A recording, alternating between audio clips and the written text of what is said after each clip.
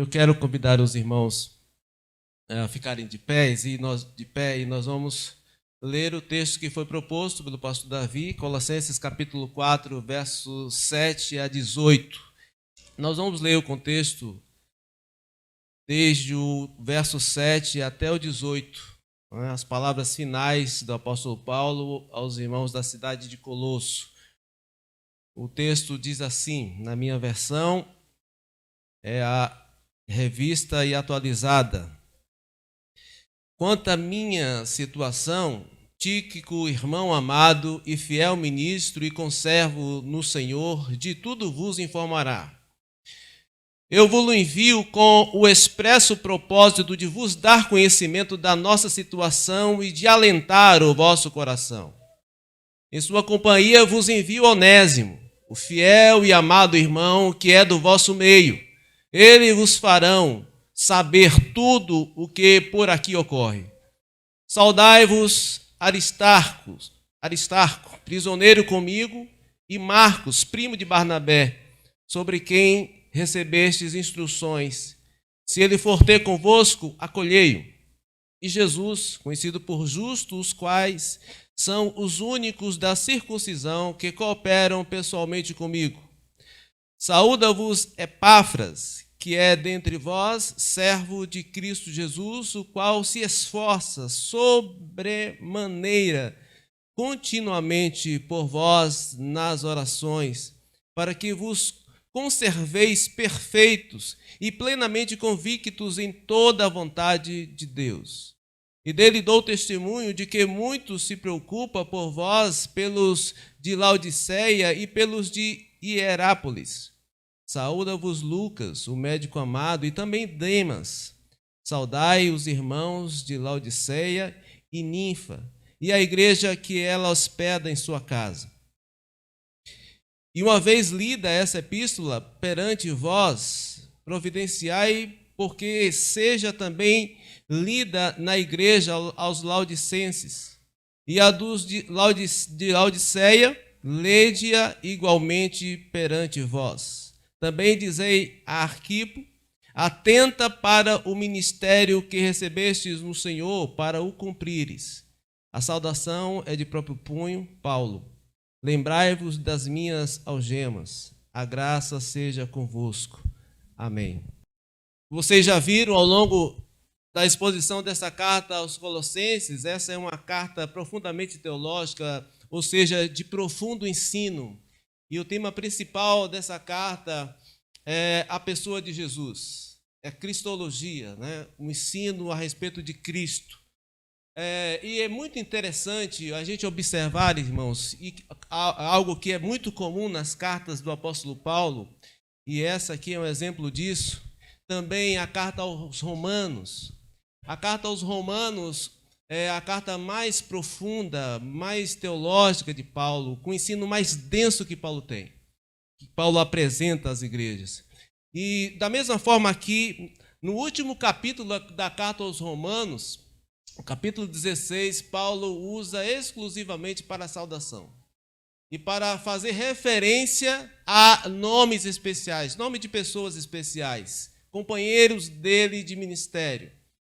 É interessante que mesmo depois de uma exposição tão profunda a respeito da pessoa de Jesus, aqui no caso da carta aos Colossenses, Paulo reserva o final da carta para lembrar dos seus companheiros. Ele cita aqui 11 nomes de pessoas que estão engajadas no ministério de Paulo, e faz toda a diferença, e ele faz questão. Ou seja, ao mesmo tempo que Paulo ele transmite o ensino do Evangelho na sua mais profunda importância, ele também lembra, sempre nos finais da carta, dos seus companheiros, de pessoas. E considerando o tema aqui, que fala a respeito da nossa peregrinação neste mundo, nós precisamos estar atentos para essa questão. Porque, a princípio, nós olhamos para um texto desse, o final de uma carta, onde Paulo está fazendo saudações, lembrando de nome de pessoas. A gente pensa assim, meu Deus, o que tem aqui para a gente aprender? Qual é o princípio que está estabelecido aqui? considerando, né, toda a Bíblia de Gênesis e Apocalipse inspirada por Deus e capaz de nos corrigir, nos redarguir, nos orientar em toda a vontade de Deus, a gente precisa considerar que há uma lição aqui nessa saudação. A importância que teve o apóstolo Paulo em registrar isso aqui. Mesmo que podemos entender que quando estava escrevendo as cartas, os homens de Deus talvez não tivessem a ideia de que estava sendo usado para escrever um livro canônico, a palavra de Deus, porque a Bíblia não foi registrada no processo de psicografia, como as pessoas conhecem no Espiritismo, quando alguém é tomado por um outro espírito e é dominado por aquele espírito e ele é levado a registrar, escrever algumas coisas. Não, o processo de revelação das Escrituras não foi feito assim. Mas, observando o que o Paulo diz a Timóteo lá na sua primeira carta, se não me engano, quando ele fala que as Escrituras são inspiradas por Deus, a ideia ali é de um barco à vela que é soprado, né, espontaneamente, levemente, pelas águas. Não há força de remo ali, ou seja, não há força humana. Então a inspiração é divina exclusivamente, sem nenhum esforço humano, sem nenhuma intenção humana. Os apóstolos, mesmo que não entravam em transe para registrar, para receber a iluminação do Espírito Santo, a inspiração do Espírito Santo, mas não houve nenhuma intervenção humana. Portanto, nós cremos que aqui é a palavra de Deus. E é palavra de Deus tanto para os colossenses que receberam, que foram os receptores dessa mensagem, mas para nós também hoje, em pleno século XXI, é palavra de Deus para nós. E falando a respeito dessa questão de peregrinos, como somos, né? Nós não somos, estamos neste mundo, e Jesus na sua oração sacerdotal, lá no livro de João, capítulo 17, ele diz ao Pai, não peço que os tire do mundo, mas que os livre do mal. Nós somos peregrinos e estamos de passagem aqui, porque nós viemos de Deus e para Deus estamos indo. Mas enquanto aqui nós somos também cidadãos dessa terra. Nós temos uma cidadania também terrena.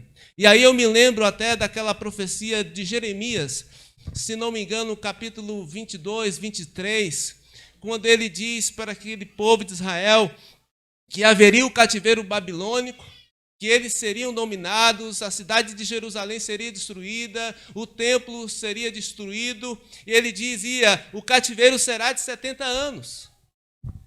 Então se preparem, quando estiverem lá, quando forem exilados, construam suas casas, dê os seus filhos em casamento, plantem vinhas, ou seja, vivam uma vida normal, uma vida comum, porque o cativeiro será de 70 anos. Embora outros profetas, profetas do palácio, que queriam agradar o rei, diziam, não, será no máximo de 2 anos, Deus nos dará a vitória.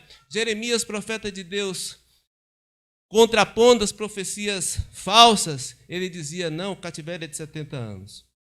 E assim aqueles exilados ficaram lá o tempo determinado pelo Senhor, revelado a Jeremias, e eles viveram. E Jeremias diz, Senhor, cuide da cidade, se esforcem para que haja paz na cidade, para que a vida citadina de vocês seja algo que faça lembrar a terra de Canaã.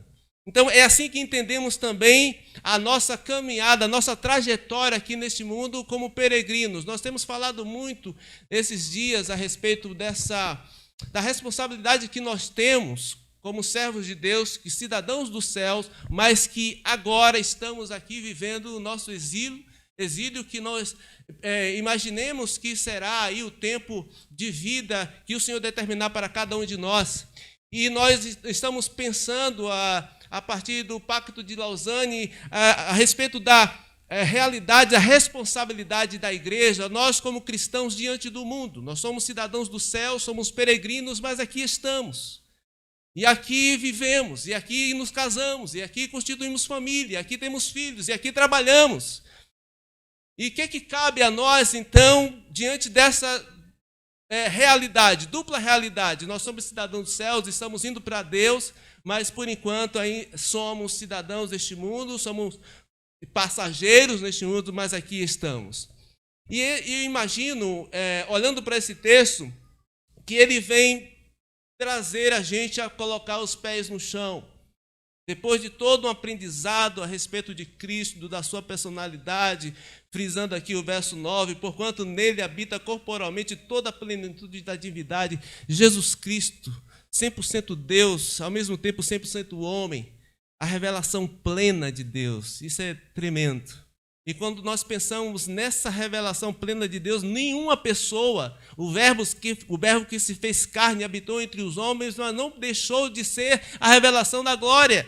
E Paulo está dizendo aqui, corporalmente toda a plenitude da divindade. Não falta nada em Jesus a respeito do seu caráter divino, da sua personalidade divina, mesmo tendo sido ser humano 100% também. É um mistério, né? Desses mistérios aí das doutrinas bíblicas que a gente tem que encarar.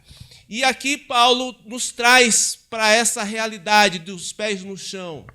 Né? Como dizia um professor lá no seminário, eu ouvi uma vez, ele dizia assim, tem gente que fica meio que semi-arrebatado, fica flutuando, não quer colocar os pés no chão e a cabeça está no céu.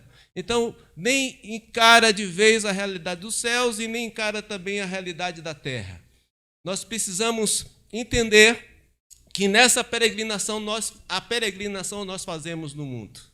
Nós estamos indo para o céu, nós estamos indo para o Senhor, mas estamos passando aqui, somos peregrinos olhando para a eternidade, onde está o autor e consumador da nossa fé. E aqui então está Paulo falando de relacionamentos, falando de amizade, de amigos, de pessoas. É muito interessante pensar em Deus, na sua essência, né? Na Trindade, Pai, Filho e Espírito Santo, comunidade. Nem Deus está só. Deus é três e ao mesmo tempo um. Deus é comunidade. E quando ele fez o homem a partir da sua imagem e semelhança.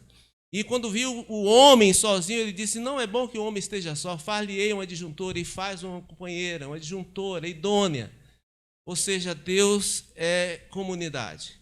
E quando nós olhamos para esse texto, nós também pensamos nisso, que o ministério de Paulo está permeado de relacionamentos, está permeado de gente. Deus elege o seu povo, Deus estabelece a sua igreja, os que saem para fora, os que deixam suas particularidades, as suas individualidades, seus interesses particulares e vêm para uma vida em comum.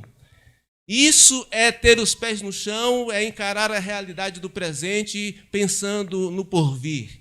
E Paulo deixa transparecer isso aqui, e é isso que nós podemos aprender a respeito de relacionamento.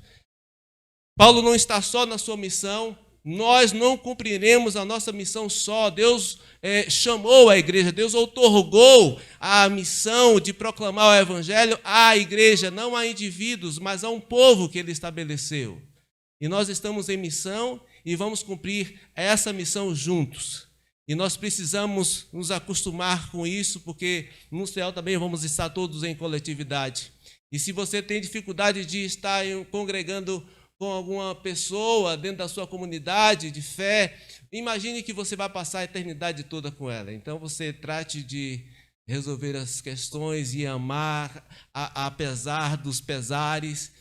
Me lembro de um rapaz que teve um problema com um outro irmão, ele era da nossa igreja, e não dessa que eu estou pastoreando hoje, de uma outra, e tinha um vizinho que também era da nossa igreja, e ele fez um sobradozinho no fundo do quintal e fez uma escada. Né?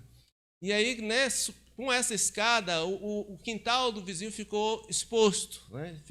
O vizinho ficou sem privacidade. E aí eles entraram nessa questão. E com isso houve um racha no relacionamento deles e feriu. E por fim, um desses vizinhos, um desses irmãos acabou saindo e me justificou. Pastor, não dá para congregar aqui com essa pessoa.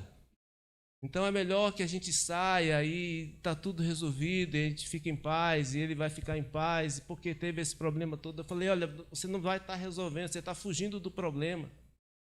Você tem que tratar isso aqui. E se a gente não tem condições de tratar isso aqui, como é que a gente vai encontrar com esses irmãos, né, na glória, né, com o Senhor? Lá não vai ter, ó Senhor, me deixa nessa ala aqui, né, porque fulano está naquela outra, então me deixa nesse cantinho do céu. Não vai ter isso. E Paulo nos ensina aqui, então, a respeito de relacionamento. E a gente precisa lembrar que nós temos parceiros nessa caminhada, nessa peregrinação. O Senhor nos deu parceiros. E é muito interessante, do verso 7 ao verso 9, Paulo inicialmente faz referência a Tíquico e Onésimo. Ele diz assim: olha, irmãos colossenses, eu vou enviar Tíquico e Onésimo para ir levar informações a vocês a nosso respeito, para que vocês se sintam aliviados de suas preocupações, para alentar o coração de vocês. Paulo diz no verso 8, para alentar o coração de vocês. Então Paulo não tinha problema nenhum, sendo ele apóstolo, um ancião de experiência com Deus, de tão elevada importância na obra missionária do Senhor. Ele diz: olha, eu vou contar para vocês qual é a nossa realidade aqui, não vou deixar vocês aflitos, não, vocês vão saber de tudo.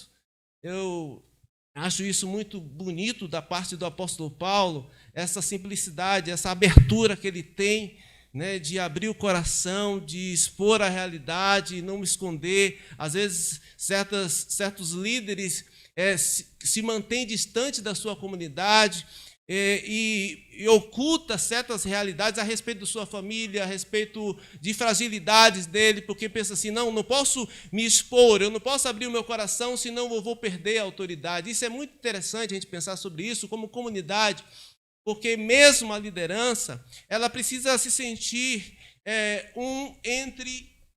dentro da comunidade.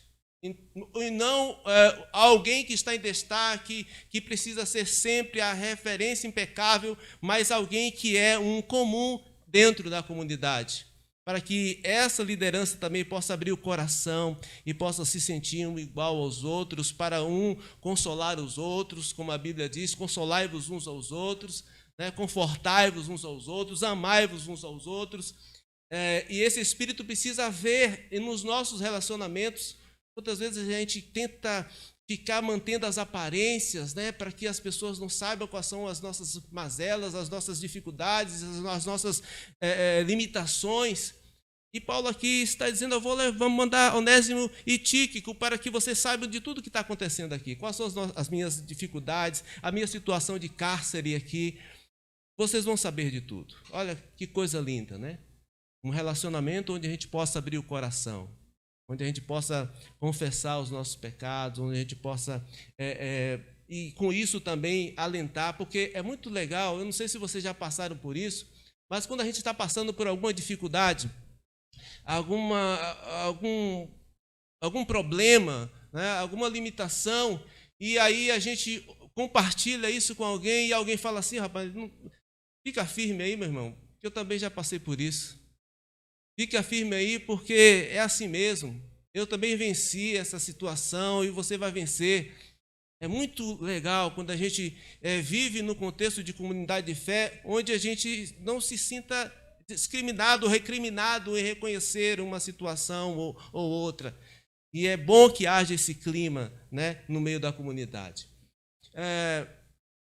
Eu gostaria de destacar 3 desses 11 personagens aqui que Paulo cita como seus companheiros e que eu acho que tem algumas lições interessantes. Um dos primeiros que ele cita, o primeiro é Tíquico e o segundo, verso 9, é Onésimo. Onésimo, se vocês se lembram, é citado na carta a Filemon. Paulo escreve a Filemon, seu irmão querido, a respeito de Onésimo, o escravo de Filemon, que houvera fugido e se encontrou. Parece que ele se encontrou com Paulo na prisão e ele, na mensagem do apóstolo Paulo, ele se converte no ministério do apóstolo Paulo e se torna um querido no coração de Paulo. E Paulo envia Onésimo com a carta para entregar a Filemon. Onésimo, ele poderia ser recebido por Filemon de uma forma muito cruel. Filemon poderia castigar ele. Filemon poderia até matá-lo, porque Filemon era o dono de Onésimo. Mas Paulo manda Onésimo de volta para a casa de Filemon e escreve uma carta dizendo, Filemon, meu querido, não receba Onésimo apenas como escravo. Olha só, irmãos, Paulo não está aqui preocupado em combater o escravismo, embora o escravismo seja algo não cristão, não é da vontade de Deus que ninguém seja escravizado por ninguém, mas era uma condição social da época, e Paulo não está preocupado aqui em quebrar, em confrontar essa estrutura social da época, mas ele, de forma mais indireta e sutil, ele diz assim a Onésimo, você é um servo de Deus, você é um cristão. Onésimo, aliás, para Filemon, você é um fiel cristão, servo de Deus, você vai receber Onésimo agora como teu irmão, querido. E não mais como um mero escravo, não o trate mais, você vai tratar como irmão. E Onésimo também vai tratar Filemão como irmão. Olha só, mesmo que as condições sociais estabelecidas permaneçam, Onésimo continuou como escravo de Filemão, mas agora as relações mudam. Você está entendendo qual é a preocupação do apóstolo Paulo e como o evangelho de Jesus vai quebrando, vai desestabilizando as estruturas sociais opressoras? Porque a mudança vem do coração, da conversão.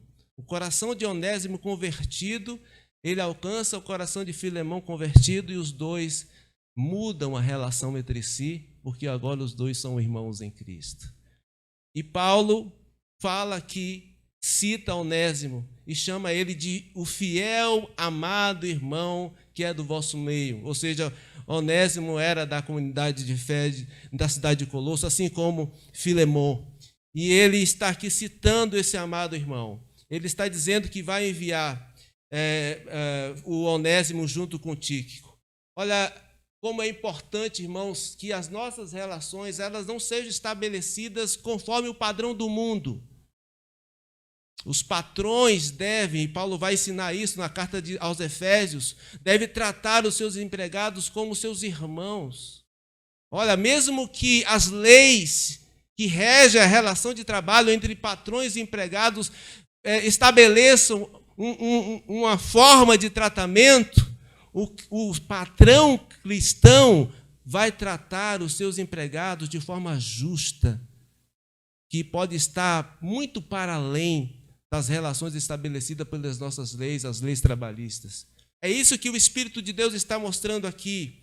E Onésimo faz parte da equipe de Paulo, um prisioneiro fugitivo que frustrou a expectativa do seu dono Filemon, mas os dois eram servos.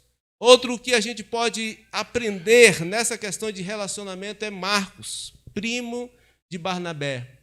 Se vocês se lembram, Marcos fez parte da primeira viagem missionária de Paulo. E no meio da viagem, Marcos desiste e volta para a sua cidade. E aí, na segunda viagem missionária, Paulo e Barnabé estão planejando a segunda viagem, e Paulo diz assim, vamos levar Marcos. Barnabé diz, vamos levar Marcos, e Paulo diz, não, esse já nos abandonou outra vez, nós não vamos com ele mais, nós vamos sós, não vamos incluir ele na nossa equipe. E houve uma briga, houve um desentendimento entre Barnabé e Paulo. E Marcos, dessa forma, foi para um outro destino com Barnabé, e Paulo pegou Silas e também seguiu a sua jornada.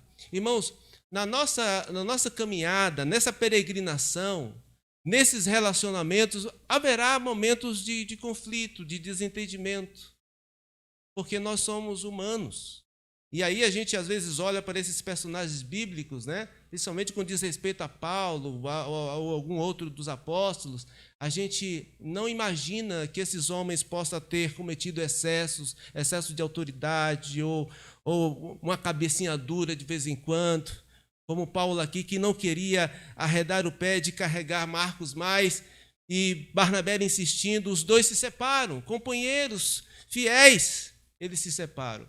Mas depois, e aqui nesse texto, e também na carta a Timóteo, Paulo vai mostrar que esse Marcos, que ele houvera rejeitado em um momento, ele está de novo junto à equipe de Paulo. E Paulo faz uma recomendação especial a respeito de Marcos. Sobre quem recebesse as instruções, parece que Paulo já havia falado, talvez em alguma outra carta que ele tenha escrito a Filemon, aos Colossenses, a respeito de Marcos, ou falado através de alguém. Ele diz: sobre quem recebeste as instruções, se ele for ter convosco, acolhei-o, receba. A gente precisa dar sempre a segunda chance para pessoas que erram contra nós, muitas vezes. E quando Paulo fala lá aos Gálatas, capítulo 5, a respeito dos frutos do Espírito, irmãos, os frutos do Espírito não são capacidades oriundas do Espírito Santo para nos tornar seres angelicais. Os frutos do Espírito, ele serve para nós medirmos esses nossos relacionamentos. Amor, paz, longanimidade, bondade, domínio próprio, mansidão. Para que serve isso? Para que servem os frutos do Espírito? Para aferir os nossos relacionamentos. Para que a gente seja capaz de perdoar na hora que precisa ser perdoado, de dar uma segunda chance, de voltar atrás, de reconhecer, de ser humildes. Para que a nossa caminhada seja uma caminhada firme. Reconhecendo que pode haver os intempéries, alguém pode vacilar, alguém pode cometer algum erro, mas essas coisas podem ser ajustadas e os relacionamentos podem ser ajustados. E aí, para a gente encerrar, falar rapidamente de Barnabé. Barnabé, irmãos, foi aquele que, entre o primeiro grupo de discípulos, foi quem teve coragem de ir até Paulo, porque todos pensavam que Paulo, depois de se declarar convertido à mensagem de Jesus, o ressurreto, imaginaram, ele deve estar armando um aí para pegar os cristãos. E eles relutaram, os outros apóstolos, os outros discípulos, de estar diante de Paulo. E Barnabé foi o único que falou: não, eu vou lá, eu vou ver esse Saulo de Tarso que se converteu. E ele vai ao encontro de Paulo, e acompanha Paulo, e orienta Paulo, e passa um tempo com Paulo, e se torna companheiro de Paulo nas suas missões. Irmãos, como é importante a gente ter esse espírito de Barnabé, né? De acreditar nas pessoas e de se colocar até mesmo em situações de risco em prol de que uma pessoa seja encaminhada, seja conduzida a um relacionamento com Deus.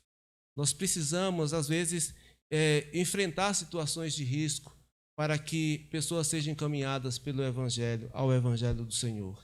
São esses que Paulo cita aqui: Lucas, o médico amado, Demas, Ninfa, uma mulher, está aqui no grupo do grupo apostólico de Paulo, no grupo de discípulos de Paulo, Arquipo, a quem ele dá uma orientação específica: atenta para o ministério que recebestes do Senhor para o cumprir. Arquipo, olha, cumpra bem a tua missão, se dedique, se esforce. Paulo está tratando de pessoas. E na nossa caminhada, na nossa peregrinação neste mundo, até chegar à glória, nós vamos lidar com pessoas. Seja aqui na igreja, seja no trabalho, seja na escola, seja em casa, no ambiente familiar. E lidar com pessoas não é fácil. Mas se nós estivermos cheios do Espírito Santo de Deus, produzindo o fruto do Espírito, nós seremos capazes de ter bons parceiros. Mesmo que na caminhada haja tropeços, haja desentendimentos, mas seremos capazes de manter uma fidelidade mútua até chegarmos na glória, que é o nosso destino, olhando para a eternidade. Que Deus abençoe o nosso coração nessa noite, com essa palavra, em nome de Jesus.